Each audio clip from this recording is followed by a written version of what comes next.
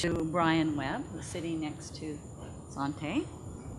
And Brian formed the Brian Webb Dance Company at Grant MacEwan College and has won countless awards, including the TELUS Award for the Arts of the Future, which sounds like an amazing award.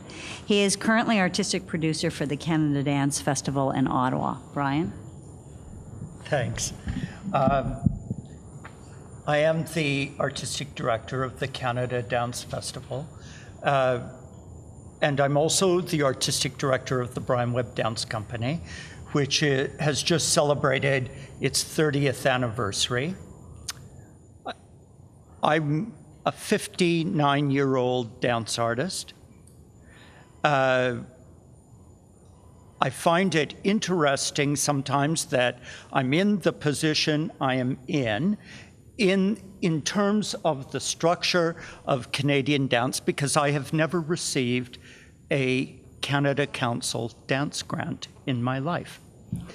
And I believe in independence 100%. I have received Canada Council grants, by the way, in interdisciplinary and interarts. And now I do find myself in this position since 2002 as the artistic director of the Canada Dance Festival, which is the major meeting place of the Canadian dance community.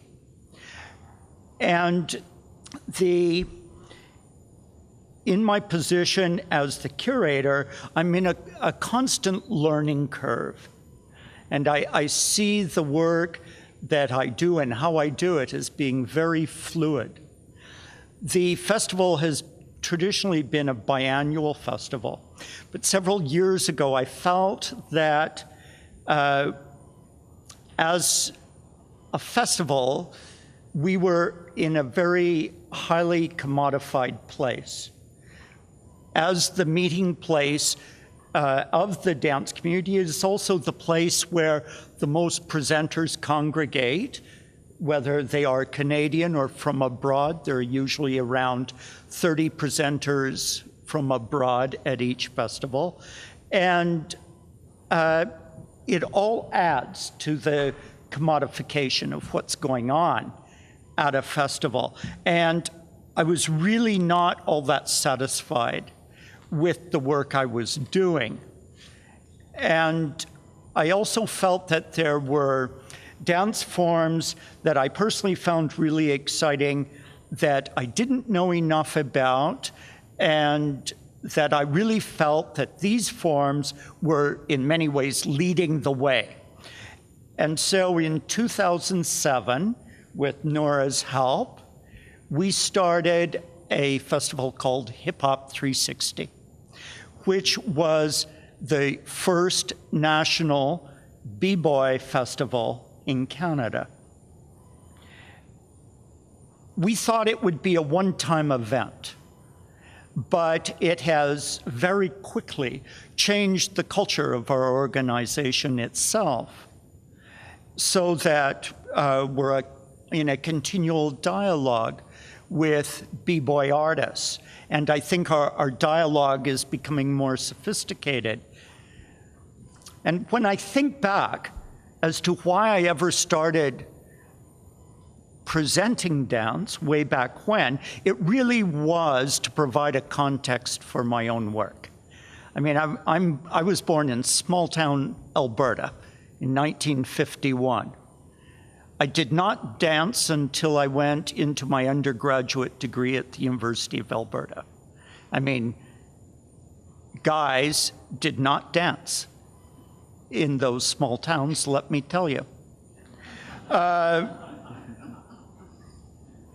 But that first dance class I took, which was actually a movement class for actors because I was in theater, like that changed my life. And dance, since then, has become my passion, obviously. It's been my whole professional career in many guises. Like I have chaired a dance program for many years. I continue to perform, and I am this dance curator.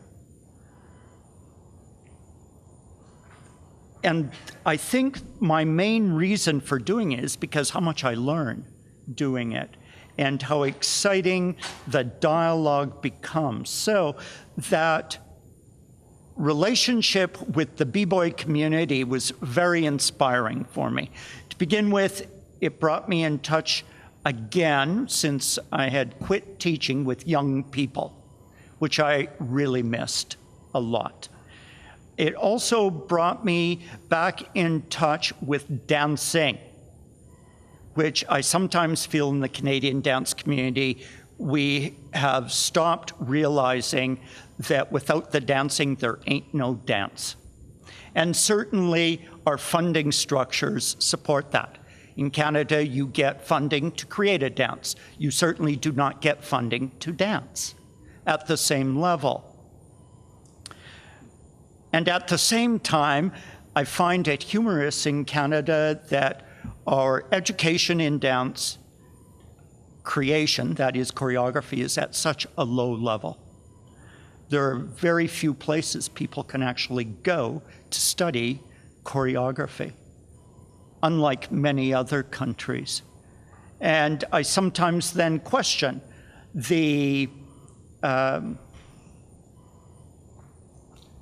advancement of the art form through choreography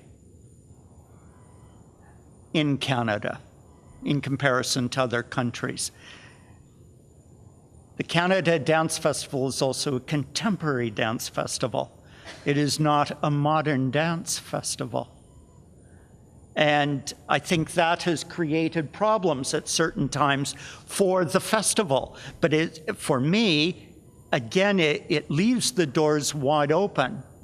And so that I, as a curator, I'm able then to explore ideas and present issues and performances, of course, to the public that I feel they might be interested in. But to say